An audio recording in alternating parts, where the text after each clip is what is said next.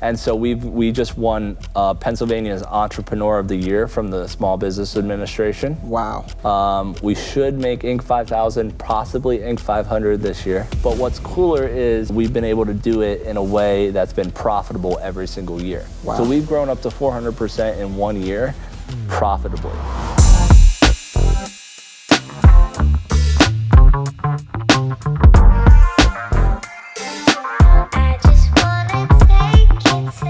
Welcome back to Wheels and Wealth, where we are interviewing successful entrepreneurs and intrapreneurs that are outstanding car enthusiasts. And today we've got a special treat. We've got a 2023 Lamborghini Urus S on set.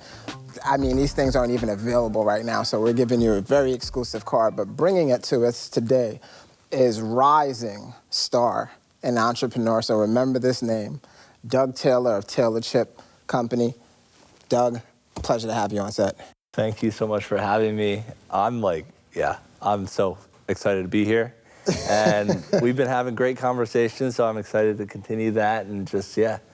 Absolutely. So for those who don't know you, Taylor Chip is an amazing company, right? I can't wait to have some more of the cookies, right? I just got a small taste before we got on set. But your company is as much a successful rising entity as it is a successful love story. Yes. So tell us about that. Man, I mean, where do you start? I guess, me and my wife, before we were husband and wife, we were friends. And then that led to, of course, dating, as you do. And so she grew up on a farm, natural, until she was 5, her parents got divorced and they had to sell the farm. And I grew up where my mom just basically, was a single mom until she met my dad, who then adopted us. But, in the early years, she was single mom, and she was, discount grocery stores and whatever. She would buy the cheapest stuff in the freezer, whatever got us full. And so that's kind of how the cookie thing happened, because I was eating, whatever cookies I could find, Crisco, Layton cookies, and just I had no care for what the ingredients were. I didn't really understand it. I never really put a ton of time into that. So yeah, I mean, Sarah, my wife, she was a naturopath. Her whole family was super natural, growing up on a farm. She lived on a farm until she was 5 years old. When her parents got divorced, they had to sell it in the divorce. So really quickly, you said that you guys were friends. Yes. So how long did you know each other? You knew her at the age of 5? I met her in 2014. Okay. So, but that's why I was so off on my ingredients and everything, and because I had spent so much time in the world by myself, eating Red Bulls and this, that, and the other thing, all those things that I'm not allowed to have anymore. Yeah. With the fake sugars and whatnot. So, gotcha. But her family sold the farm when she was 5. Her family, but her family obviously, they had raised cow, they grew their own food, and Lancaster County girl, right? Okay. And so, that she really kept those values as she got older herself. She eats salad with no dressing, and just just as natural as you can be. And so in the same way, I would have a salad. Right. But I was really just having dressing. On there, Yeah, just having dressing. Right. So we had a mutual friend's mom who made my favorite cookies ever. Okay. And so for a date night, when we had just started dating, we were looking for things to do. And so... So you told me you guys started as friends, so I'm just curious, right? How do you go from... Yeah, you met through mutual friends, or was it like a... It was, we're both, conservative on the conservative side, and so it was like an anti-Halloween party. It was basically on Halloween night. Yeah. It was just a mutual friend was having a bonfire, right? For everybody who wasn't doing any Halloween activities. Okay. And so me and her landed there at the same night, and so that's how we met. And we really were just friends. I mean, we hit it off, but the whole group that was there. Just between me and you. Yeah. And everybody that watches. Yeah, nobody else. Right. Yeah. Did you really look at her as a friend at that time, or were you thinking to yourself, oh, wow, this is cool? No, actually, I was very much not anti-dating. I was very much looking at her as a friend. Okay. But she was very much too. I would say we were not it was not like love at first sight. It wasn't like we were both like just totally drawn to each other. Okay. Which is why it really just started working out so well. Is we just again became really good friends, and that lasted for over a year. And it wasn't until, as you do with your friends who are girls, you just see if they'll be willing to kiss you. You know, it's just one thing that you do. So I tried, and she said no. And well, she didn't say no. She pushed me away. Okay. And that got me curious, really curious, because I was like, man, I thought this was going well, and it was. But she wouldn't even kiss, even after we dated the second time, because I asked her to marry me, or no, whoops. I was about to say, wow, on the second date you asked. No, hold on. I asked her to be my girlfriend, thinking she would kiss me. Okay. She still wouldn't, so I broke up with her. Wow. Yeah, because I was a jerk. I was not a. I mean, I was a good guy, you know, for the most part. But as you know, I was me. Okay. My friends always joked like, and still do. They're like, I don't know what you did to him when they're with me and Sarah. Like my friends who knew me before, they're always like, yeah, oh, definitely, yeah. Okay. And so, you know, for me, I think I'm just someone like I love the chase. You know, when it comes to business, you know, the process. Okay. I love that. And so it was the same thing with her. It was like, this girl said, no, I'm not going to kiss you. And she's your girlfriend, but you guys are very conservative. So well, this was before she was my girlfriend. I tried to, when we were just getting to know each other. Gotcha. And so if she said no, then I'm going to get her to kiss me. And so then I eventually, like, we hung out. We kept hanging out. So I eventually asked her out on a date. She said yes, and then an official date, and then we started going out, but it was literally like 2 days, because even after I said, will you be my girlfriend, she still wouldn't kiss me. So I was just like, I was sexually frustrated, okay. Of course. You know, I mean, all this to say, we did stay virgins until we were married. It's just part of our story, but you still, you know, that age, hormones are flying for sure. How old were you at the time? I got married in 2017, and I'm 30 now, and this was 2015. Okay. So you're about So what would that have been? 20? 22. Is that 22 or something like that? 23, 20, yeah, 22. Watches this, I'm sure somebody's doing the math. They'll be very quick to let us know we can't do math. So, yeah, I mean, how do cookies into the equation? Well, yeah. So I finally came to my senses. And for some reason, she took me back. I have no clue why. And because I was really starting to really like her.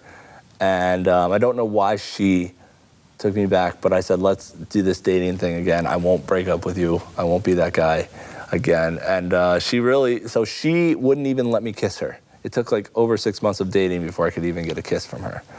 And it was during that time that we needed other things to do. And one of those other things was like baking. We would bake chocolate cakes. We made food together, and then obviously cookies. My friend's mom made my favorite cookies. I don't know what they were. And so one date night, we just asked for the recipes because we wanted to make them at our house. And the main ingredient was Crisco. And Sarah was just like, what's a no-go for her? Yeah, that's it. She said, that's it, you know. These are bad fats, blah, blah, blah. I got the whole story. Like, we can't eat these anymore. I was like, whoa. These are my favorite cookies. And what kind of cookies were there? Or were they just some kind chocolate chip cookies. Okay, got it. Yeah, just chocolate chip, but they were just like crunchy, kind of like nice, little bit of crunch on the outside and just super dense and gooey. Okay. And I just loved that. And so, so I just said, well, if I can't eat these, I'll agree to it, but we got to make the exact same thing with butter.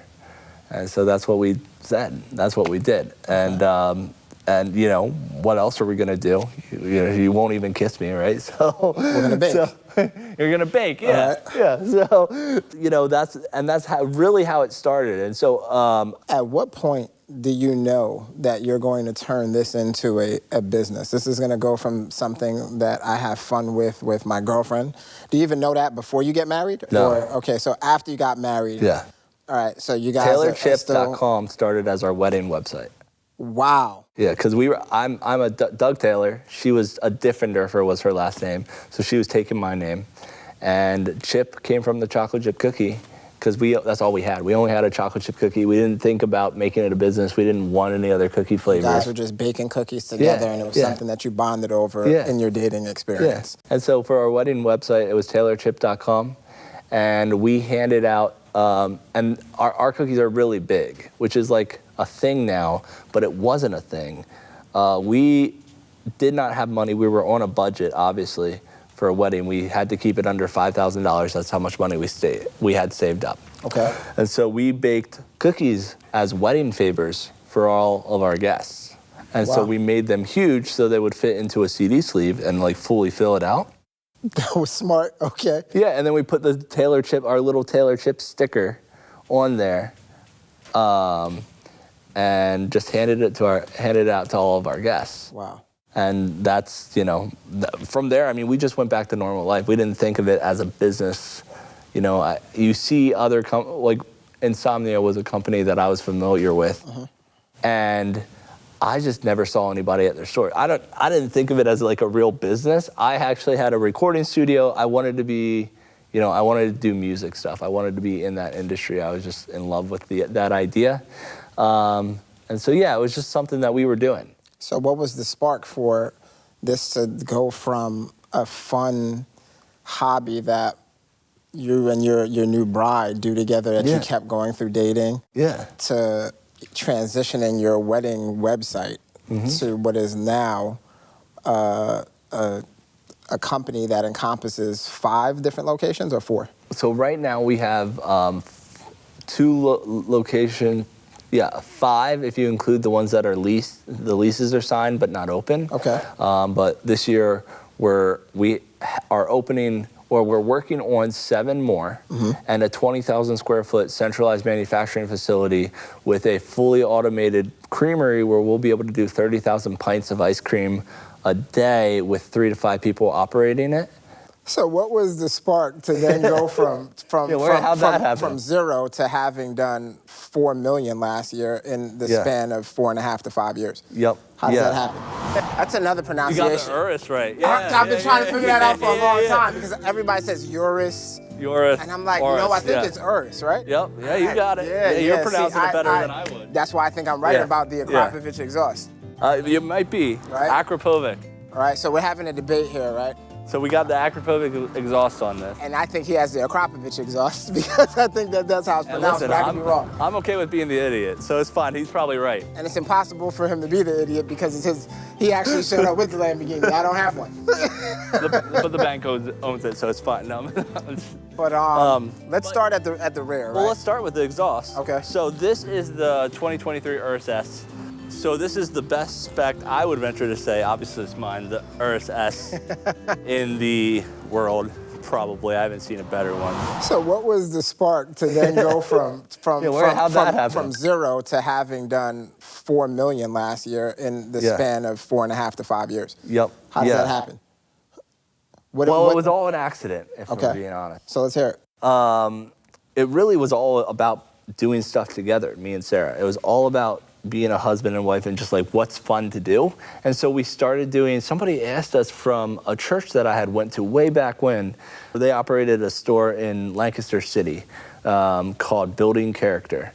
And they asked us if we wanted to set up a stand and sell our cookies there. And we said, sure. Why not? It was free. I mean, it was like, well, we'll bake cookies and sell it. So we got our kitchen approved. And for all intents and purposes, at this time, you're probably still somewhat broke. Oh, yeah. I mean, this is a great opportunity for you to make some side cash then. We weren't even looking at that. Like, I don't know. We didn't have I think one of the biggest secrets for me, and our success so far is we didn't have expectations. It was always so pure in what we were doing that everything just happened naturally, and it was because I'm very much like, I'll get caught up in the vision. Like, I want this, and this, and like this, now I have to rethink, how am I gonna get that done? And this business has worked so well because I never had initially. Now you see it's working, and then you can build off of that. Okay. And be responsible with, how well it's working. But initially, there was no vision to have this big cookie company. It was always just so pure in the fact that we were just able to, it was a way to spend time together, and it just kept working. Awesome. So when we went to the store, did the event, we sold it. I think we made like 70, 80 bucks, whatever it was. It wasn't a ton of money, but we had good reception. And so from there, we were like, that's great, let's do another one. And we did like one more the next month on the first Friday. And then somebody reached out to us. Again, we weren't doing anything, it was all happening to us. Somebody reached out to us to say, we're doing this market, would you be interested in being a stand holder? We're looking for stand holders. And they had this new market concept that they were doing that was a suburban type of market like you'd see in the big cities. Okay. Like a Baltimore has like those markets or whatever, or Tampa has a market, like something like that. Okay. And they were trying to do it in Lancaster. And so we just went, visited, we just both felt like it was the right opportunity. We prayed about it. We're both very, spiritual in that sense, very much like believe in, the Lord. And we just prayed about it, and we just heard like a resounding yes, and to do it. And so we got the cheapest stand available. It was a 8x12 market stand that cost us less than $400 a month to lease, and it was a 1-year lease. And so we went in with the mentality that, one, the lease for a year, we can find a way to pay for that. Two, it was about what happened was it was about $15,000 in equipment, which we didn't have, but we had about $5,000 or so. And so we used that, and then we applied for like 6 credit cards. Okay. And so through like 6 credit cards, we got some denials and some approvals, but we got enough money to start the stand, and went for all the interest-free credit cards. So you could do a year interest-free on a lot of new credit. So we did that, and so we just said, in a year, if this isn't working, we can figure out a way to make $15,000 and pay for the lease. Okay. And then it's just a year commitment. And so that was our mentality. And thankfully, within 3 months, we had paid for that credit card off. Wow. And we've never put another dollar back into the business. We have about 40 employees right now. We've systemized a ton, and so we've eliminated about $500,000 in payroll. What do you mean you've never put another dollar back into the business? So, I mean, we like everything that I have in my life comes from our business. So all my payroll, what I get paid, and all of that comes from the business. And then we also never had to have investors. We don't have any debt. So everything that we've done. From that original investment with those credit cards. Yes. The revenue and the profit that Taylor Chip has generated that's what's gotten reinvested. You never had to take other cash to try to fund the business. We have no investors. That is insane. Or anything. And so, so that has been a huge blessing, obviously. And so we just won Pennsylvania's Entrepreneur of the Year from the Small Business Administration. Wow. We should make Inc. 5000, possibly Inc. 500 this year. And that's cool. But what's cooler is we've been able to do it in a way that's been profitable every single year. Wow. So we've grown up to 400% in 1 year profitably. And so that's been cool. But I think one of the biggest takeaways of what that is I knew I wanted to be an entrepreneur growing up. I knew I did. I knew I wanted to be successful. I still want to be. I still say to myself, I'm excited to see what I'm going to do when I get older. But the purity of what caused this venture to work is just the purity of enjoyment and loving what I did. It's like art, right? Like if you genuinely love it, you'll figure out a way to make it work. You may never be a millionaire, but like you'll figure it out. Like I really wouldn't have spec'd it any other way. I mean, it has carbon ceramic brakes. We love those here at Wheels and Wealth, by the way. Yeah, well, it's great because of brake dust. You don't have the brake dust. Now you have an expense on the replacement, but I don't keep my cars more than 6 months. So when I'm speccing out a car to add that, it does increase the value a little bit, or the build price a little bit, but you don't have any brake dust, and people really like it, and they last forever. That's awesome. I want our viewers to notice how much of a pro Doug is, by the way, right? Because he said my dealer did it, right? We're not mentioning any dealer names unless you send a check. It might be on the license plate back. I said, we'll black that out, don't worry. That'll be blurred out. So we've got 23s on here, gloss black. Yep. Right, beautiful, love that. Didn't even know they came with 23s. The interior of this thing is absolutely insane. So we've got, you got the Bang & Olufsen sound system with the best Bang & Olufsen speaker covers I think I've ever seen. That is absolutely ridiculous. Now, you did have some experience though, just a little bit, because exactly. So this is where opportunity. This isn't your first. Technically, this is not your first business venture. Is it your wife's? It's my wife's. It's Sarah's first business venture, but you have been somewhat of an entrepreneur since you were a young child, correct? Yeah. Or I would say a younger man. So where did your entrepreneurial bug start? What were you doing? So, well, my mom would make me drive our tractor around our neighborhood and ask people if they wanted to mow their grass mowed. Okay. So that was the first thing. How old were you at that time?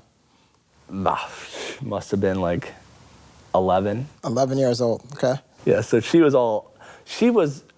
a cleaning business, and so that's how she homeschooled us. Okay. So she didn't have very much money, but flexibility was important to her, so she would clean houses once a week or at night when we were asleep, and my grandmother would watch us, and then she was able to make enough money to be able to homeschool us and provide us with, an education that she felt she missed because she got to 7th grade with the school system pushing her through. And even so, she never really learned anything in school, and so she would teach herself the curriculum and then teach it back to us. That is not something that you hear in what would have been the early 2000s. That sounds like a story from the 30s. Right, yeah. Okay, so you were driving around at the age of 11 in tractors asking to mow people's lawns? So that's where I started, but I started landscaping as full-time as I could. Okay. When I was 14 years old, because I was homeschooled, so I could, and child labor laws weren't really a thing back then. And so I could work basically full-time year-round, as close to it as possible, and then I played a little bit of sports, but in 9th grade, I stopped doing all sports because I was like, I don't want to do this for a living. All right. So yeah, I would do landscaping, and then I used all that money to buy, as soon as I turned 16, buy cars, of course, as you do. Mm-hmm. And I had a GTI, a 2000 VR6. I ran out of money when I was trying to redo it. I was repainting it. I had it fully stripped down. I was adding air ride to it, stands, all the whole, Volkswagen type of thing. Awesome. I ran out of money because it was winter. Landscaping wasn't happening, and I had all these spare parts laying around. So I started selling those parts and then I bought more. And then that turned into buying cars. Cheap cars, $500 cars, selling them for $800. And then I just got into that niche where I actually met a local guy that worked at a dealer that would maybe make $500 on a trade-in and send it to me, and then I would sell it, try to get something private party for it.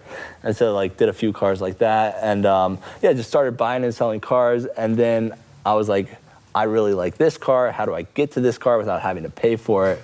And so this is actually kind of like the realization of that when I started in 2000, when I was like 16. I was going to ask, did you ever see that for yourself, that one day you would actually own 100% a $300,000 vehicle? Yeah, 100%. And I'm sure there's bigger and better to come. Yeah. Someday I will have a Enzo Ferrari. That's for sure. So you answered one of our coming questions. Okay. But we'll double back to that. Is your wife a car enthusiast or a car head as well, or no? Does she look at you like, why in the world are you purchasing this vehicle? With our money. Well, no, because actually, so I had a GT500 and a Defender last year. I sold the GT500 for $17,000 profit. What year? And that was a 2013. Okay.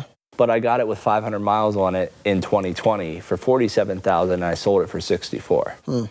because I knew the market was going up, and then 2020 really made it take off, and so I sold at the height of that. Good time to offload it, yeah. And then the Defender I made about 13,000 on. Awesome. After driving Those 7,000 miles. things were, I mean, I love Defenders. Oh, they're sweet. That's one of my favorite cars ever.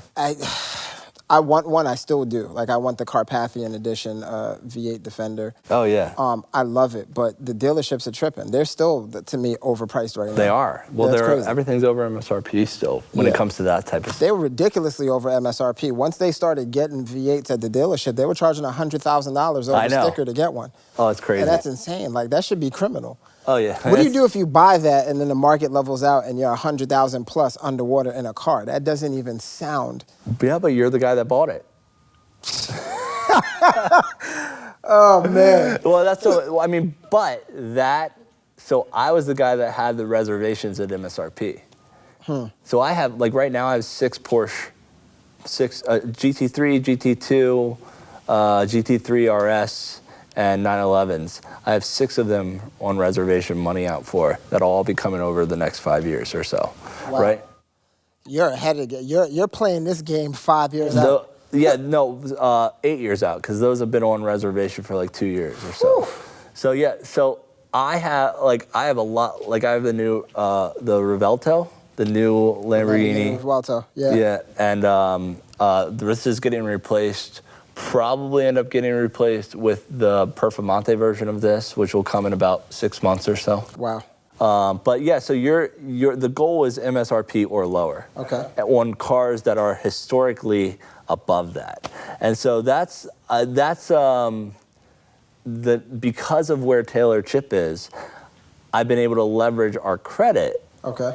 To get loans on these larger vehicles. And I get to enjoy them, drive them, pay the monthly payment. Yeah. And I mean, that's what I've always done, except for I was always doing it with cash on a smaller level, where I would buy a car. I'm talking about like 1986 Jetta coupes. I had a Jetta coupe. I drove it for 4 years. I paid $600 for it. I sold it for $1,200 once the floor started rotting out, right? So it's like that whole concept of like finding a vehicle that will be worth something. The right car. Finding the right car. I try to buy my cars the same way. I completely, I screwed that up on my last vehicle, just a tad. You know, sometimes. Did you get it new? No, I would never. Okay. All right. I would never buy the wrong car new. The wrong car new. Let's say that, correct. But I should have still waited. A year. Yeah. And I didn't because I wanted that particular one, and I hopped in a little too soon. That's fine. I mean, you get excited, and it's hard because it's like this Lamborghini Urus is not my dream car. But it's sweet. It is. It's sweet. It is. So my whole goal with the Enzo Ferrari is it's cool because this is like, and I paid like 6 figures for masterminds last year. I don't know what that is. Mastermind, like business mastermind. So like you go, like these groups of business people, you pay $5,000 a month to be in this group. Okay. And then you go to Miami or wherever they are and you network and they share ideas, share business and all this stuff. Very interesting. I was paying that along with many other type of things like that. Last year, I quit every single one of them because this is I had to put money down on it, but now the payment is $3,700 a month. And that payment allows me to open up my network to people that are killing it. You know, that I think... That's one thing that a lot of people don't realize. That they don't get. The circles that you start to run in as a result of being a part of a group. And I'm not saying that anyone should overextend themselves to get these vehicles. You have it's for all intents and purposes, Taylor Chip is successful now. Yes. But you guys are obviously in the beginning of that success. You're in your first 5 years. Yeah. And you have the ability to pay for that. But people look at this, and we constantly talk about this here, and they say, oh, cars are a waste of money. And it's, no. First of all, this is artwork, right? Yeah. That you get to enjoy. It's incredible. Right? Yeah. But the circles that you get to be involved in, the people that you're introduced to, the people who now become your friends. We were talking a moment about that before. You referred to yourself as being amongst one of the brokest people in your circle, which is a great place to be. It is, because you just, great place to be right now if you are killing it, like you're killing it, because then you get to see where you're headed. Yeah. Right? Yep. You got the Alcantara headliner or suede headliner, right? Yep. Oh, wow. You have a suede dash too? Uh-huh. Yep. Beautiful. Awesome. And you have your heads-up display system and everything too. Okay, great. Which is nice. I love like if the stitching with the seatbelts too. Oh my God. If you pull, I mean, yeah. I love that, man, honestly. And then matching it with the Lamborghini crest, beautiful. It really is like.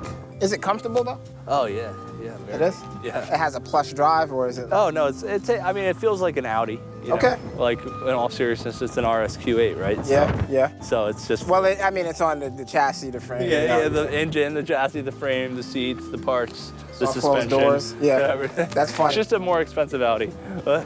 So, Taylor Chip, where are we going 10 years from now?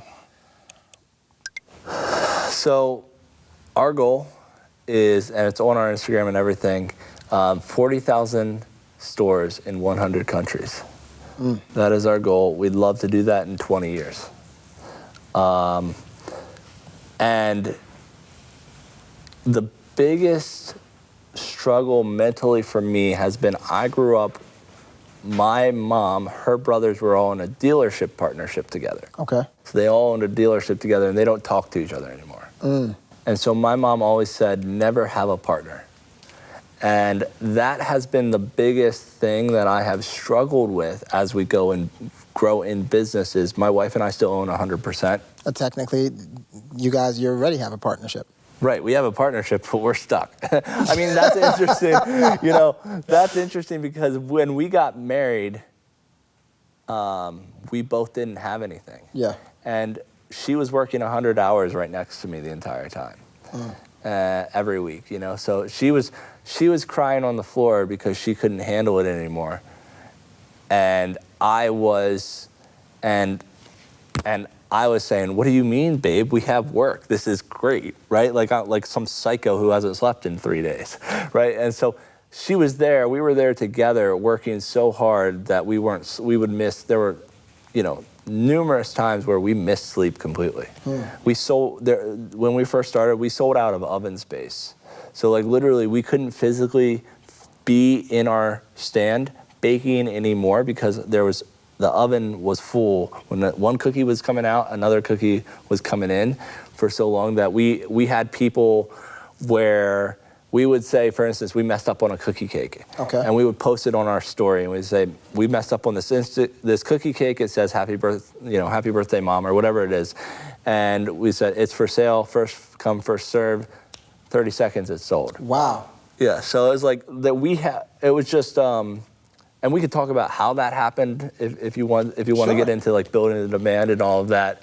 And having the studio and how that helped me. And yes. But this is what, just so you know, Doug, this is what our viewers want to hear, because at the end of the day, there are aspiring, I don't want to say bakers, but there's somebody who has a cupcake business that's watching this. There's someone who's been making, little treats for their family, and they've been saying, hey, I want to start to do this one. I don't like my job. I want to work my way out of my job. I want to get a business. Or there's somebody attempting to do it, and they're doing it in the wrong way, or they're doing it in the right way, and they're running into those same challenges, and they think those are signs for them to quit when it's actually the path they're supposed to be on. So please, go into that. Well, I mean, we run into challenges now. I mean, one of the most significant dates for me personally as an entrepreneur is June 16th of 2021. Okay. On that date is when iOS 13 came out. Okay. And they locked advertisers out of the ability to hyper-target individuals who have shown exact lookalike of what you have already sold cookies to, right? So we were an e-commerce brand first and foremost. As COVID happened, it was just, we shifted really quickly, and that's how we grew very quickly. Outside of just our retail has always been on fire, has always been doing great. But e-commerce is how we've been able to control the growth. But when Apple did that, our cost per acquisition went from $10 to $60 overnight. How does that happen? So what Apple did was 86% of our conversions came from an iPhone. So when they made you as the user have to opt in to tracking before you were auto opted in. So just like no one opted out of traffic or out of tracking, no one's going to opt into tracking. So me as a small business, I relied on Facebook's ability to find lookalike customers very cheaply, so that I only sent ads to the people that were likely to buy. So were you guys spending a month on Facebook marketing at that time before At that time, the update? Maybe $15,000 a month. Okay. And that was getting us, or maybe even less, probably 10,000, maybe even less. Like, not much. We were not spending very much because we were getting a 7 to 10 ROAS. And we could only fulfill so much because we were all doing everything by hand. So a ROAS is return on ad spend. Okay. So if we were spending... Thank you. You beat me to the punch. I appreciate you. Yeah. So if we were spending $1, you okay? We'd get $7 to $10 back. So if you're spending $10,000, you're getting, got it, 70 to 100K back in sales. Yep, exactly, Wow. Exactly. And so that's how we grew. Yeah. That's how we funded everything. And so you talk about things getting hard or like quitting, it's just that was our way to go, and we could take as much market share as we wanted because we had product market fit with e-commerce that wasn't going to go away. Okay. And I was really good at it as well because we had built out our audiences. I also had I did ads I had a recording studio. And so I did branding and like album art for people. And then I would tell these artists that would come in, they would say, I don't have an audience. And so I say, I'll try to get you an audience. Give me $100, I'll spend it on Facebook. Okay. And so that was in 2014. And that's when I really started learning about Facebook. So you learned the system, used that in Taylor Chip, but after June 1st of 2021, June 16th of 2021, yeah. So what's the ROAS now that you're spending? Last year we spent $1 million on Facebook ads alone. Wow. At a 1.37 ROAS. Oh, so gosh. we got on that $1 million of spend, we got $1,370,000 back, or $1,370,000 back. Mm-hmm. And so what that meant was we lost $200,000 on the front end. Because we lost 10% on that, because you still have to, that's great if you're selling air, but we still had to fulfill on that product. Right. And ship it out, pay for the shipping and all of that. And so we ended up losing money, but those customers, we have a great retention rate, so those customers came back, and by the end of the year, we had broke even and profited, right? So, but our float last year got up to 300,000 on our card, and so we had to turn off ads to allow us to catch back up, and then once we had caught back up, we've been testing things, but ads, everything's more competitive now. Ads are more and more expensive. And so we still can't get back to that 1.37, because in the meantime, what we realized when that June 16th number happened was we sucked at business. We had a very, very, very, very profitable business. Like, we were just printing money. I remember we made almost $800,000 of take home on 2.7 million. Wow. And that was like lower margins than the year before. Okay. But like we were doing well. And so what we didn't realize in that doing well was we had a very messy business. So over the last year, we have switched from QuickBooks to Sage, which is a different accounting software. We have brought in automation. So now our payroll is down over 500,000 this year. Okay. Through just automation, like equipment making our cookie dough balls instead of doing it by hand. And we've just been systemizing, right? So we have honestly... And you still incurred no debt for these things? Yeah, no debt. No, wow. Even when we buy a piece of equipment, we're buying $60,000 piece of equipment, which isn't necessarily the smartest thing, but that's just how I'm very risk adverse. So we'll save the money, and then we'll purchase, and that's what we've always done. And so it took us a while to get to the place where we've been able to comfortably automate, because each piece of equipment is a pretty big investment. But we realized after the first one how important it was, because we turned on the one machine and cut $20,000 a month of payroll that day, and that one machine was only $20,000. Wow. And so, go ahead. Yeah, I mean, but we didn't know what we didn't know. You don't know about the importance of automation, and I didn't. I have friends that are engineers that started a cookie company, and they're great at that, but I wasn't. I don't know what I'm doing. Even through all those challenges, one of the things that's blowing my mind is that you laid out $1 million in ads, and it's not that, that costs so much. It's that you guys had a wedding site called Taylor Chip, and now you're spending $1 million in ads 5 years later, which is nuts. Do you believe it is? Akrapovic. I think it's Akrapovic.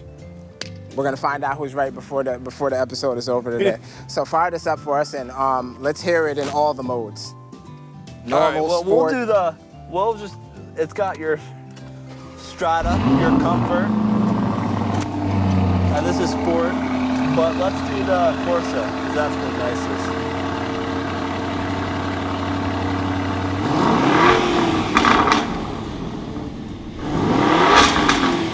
That sounds ridiculous. Actually, I've never heard it from the back. Why don't you do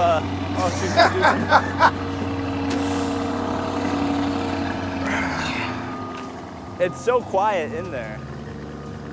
All right, you ready? Yeah. I'm gonna give you an easy, and I'm gonna give you a hard one. Oh. You gotta find that sweet spot in the RPMs.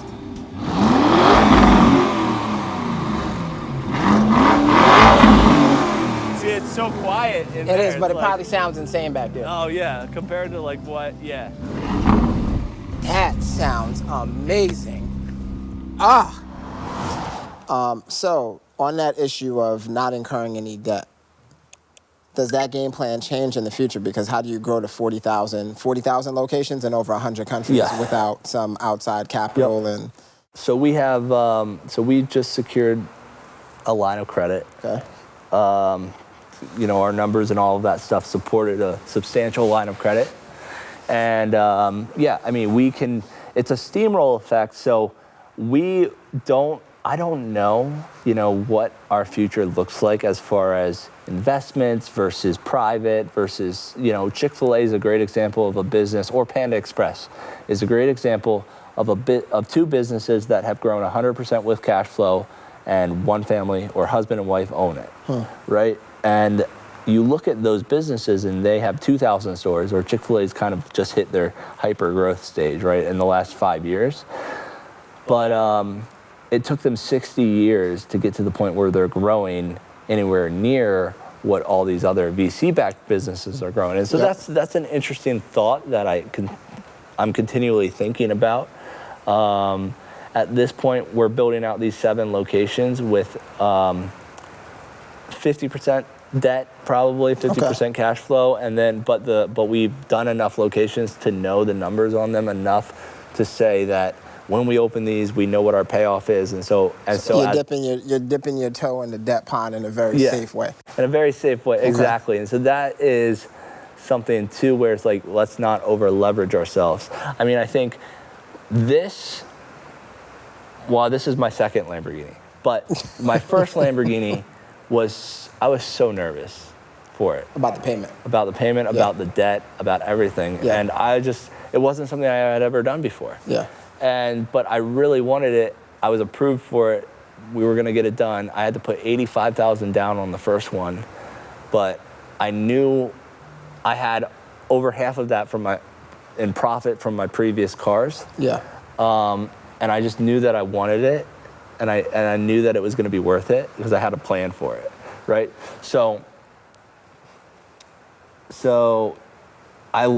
But it was very challenging for me to get over that hump of saying, okay, I'm gonna take it was like what was it, $180,000 or whatever it was, or $200,000 of debt on for this asset. And that was very uncomfortable. That's a term that one of our viewers, or, well, no, maybe our viewership believes you, but that's a term many people would hear and they would go for that, what? Asset? No, it's a liability. But no, that's an asset. It's an asset. It is, I pulled that off the lot and I had about $40,000 in equity. The moment you pulled The off? moment I pulled it off the lot. Hot vehicle, high in demand. Now, all this talk about cookies has me a little hungry, so let's bring some of these cookies on set. And let's take a little taste test and see if they're as good as. Let's see if this is some hype or if we've got some real stuff going on here.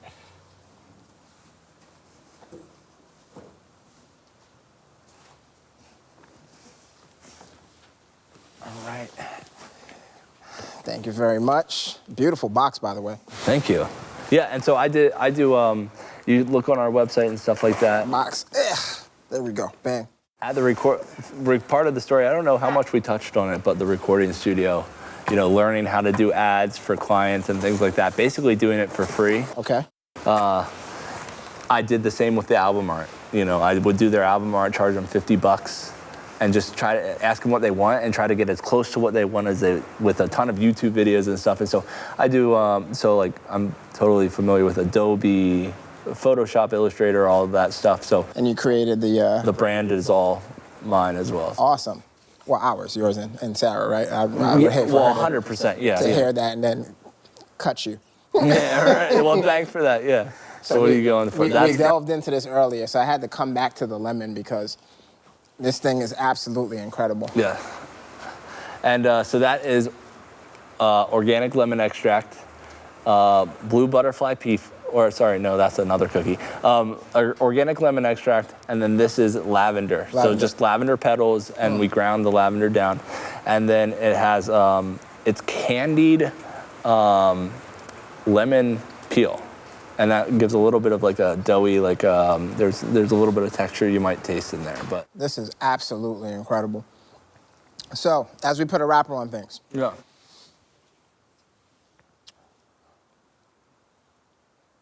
You're in your first 5 years. Mm-hmm. I would like you to give the next cookie company, the next dessert company, the next baked goods company, the person who's in their kitchen right now doing it for fun, the person who's going to that job that sucks. Yeah. And they've got the right food, right? They've got the talent, they've got a product that tastes great, and they're thinking about it. They're thinking about doing it. Yeah. We need 3, what I like to call actionable intelligence points, something that they can leave Wheels and Wealth with, and take those 3 points and they can put those ideas, those thoughts, that advice into action. Okay, so what are some 3 key takeaways or 3 key pieces of advice that you can give to those aspiring entrepreneurs that are particularly in this industry? So no matter what you're doing in this industry, baking, I don't care, especially with where marketing is nowadays, story has to be first. Okay. So since we opened the store, since we decided to go full-time doing this, we have maybe missed 5 days of posting on socials. Wow. Since 18. So social media is everything. Social media, email, capture, controlling your audience the flow of your audience as much as possible, and putting content first, dialing in your story. Why are you doing this? I think and Cameron our content director, has really taught us even more the importance of that, but that's always been probably a core value of us, is just being open. People buy from people.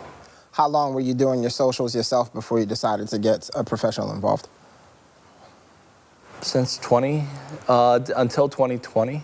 So 2 years. And do you wish you did it sooner? Yeah, 100%. Okay. Yeah. Got it. So story first. That's one. 2 would be understanding, still very important, especially if you're going to probably start out locally. Okay. So having It's called a video views or an engagement campaign on facebook.business.com. Create a 90-second video where it's just you and your product. It could be shot with an iPhone. It doesn't have to look good. Just be genuine, tell your story, tell why, and run that on your socials through business.facebook.com as an engagement campaign. And tell your story, get it in front of people. And that's a way that for 1/100th of a penny, you can force your way in front of people all day long. You can spend $5 a day, $15 a day, and rack up, 100,000, 300,000, 400,000 views, all locally around where you're doing, because you can test the content and test the story, but that story that you tell, it's not going to be your product, and it's not going to be your storefront or whatever it is, because it's probably not going to look as good as the big guys. Okay. What it's going to be is, who are you, what are you selling, and why? That story, developing that story, and then having the means to distribute it through Facebook, which you can get a video view for 1/100th of a penny, even to this day. Being able to put that in front of a local audience is going to change and accelerate your time. And that is something that, we are currently starting a company doing that for people, and that's something that other companies will charge you $3,000 a month to do. Okay. But you can really, and they might do a little better, but it doesn't matter. You're starting from zero, assuming you're starting from zero. That's going to be great. I think the other thing is just part of me and Sarah's success was she and I were both at zero. We had zero debt and zero money. So we were in a really good place. And so I think if you can get to zero or as close to zero as possible, it allows you to have freedom, because from there, it's only up. If you're negative, if you were in college debt or whatever, and that might be something that you already made that choice. The vast majority of people. Yeah. And so that's something that, I would say is designed to hold over your head. But the goal, I think, is as a business, find product market fit and do that while staying as close to zero or above as possible. Okay. Now, you've mentioned this already, right? But we do this thing on Wheels and Wealth where we like to ask our guests top 3 cars if you could own anything right now. And some of them you might have one order already, right? But top 3 cars, we already know one, right? Which is the Enzo. Yep, Enzo Ferrari. Okay, what are the other 2?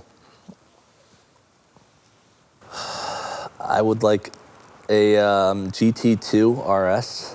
Beautiful car. And GT3 RS. Enzo, GT2, GT3. Well, I don't know. The Revelto I'm very excited about that. So you're replacing one of those with the Revelto? Yeah, we'll do the GT2 RS and the Revelto. I think that's an awesome lineup. That is a money-making, appreciating lineup, and I love it. It has been an absolute pleasure. It's been so fun to have you on with us, Doug. I can't wait to see how your brand continues to grow, you and Sarah. And I'm going to call it and say that I'm going to be very excited and proud to know that I've got the CEO and founder of Taylor Chip. I've got his cell phone, his number in my pocket, and I can call Fortune 500, Doug, at any point in time during the day. 100%, I believe it. It's going to happen. Yeah, we have a great team too, so. Awesome. Doug, it's been a pleasure. Thank you so much. Thank you. It's been so fun.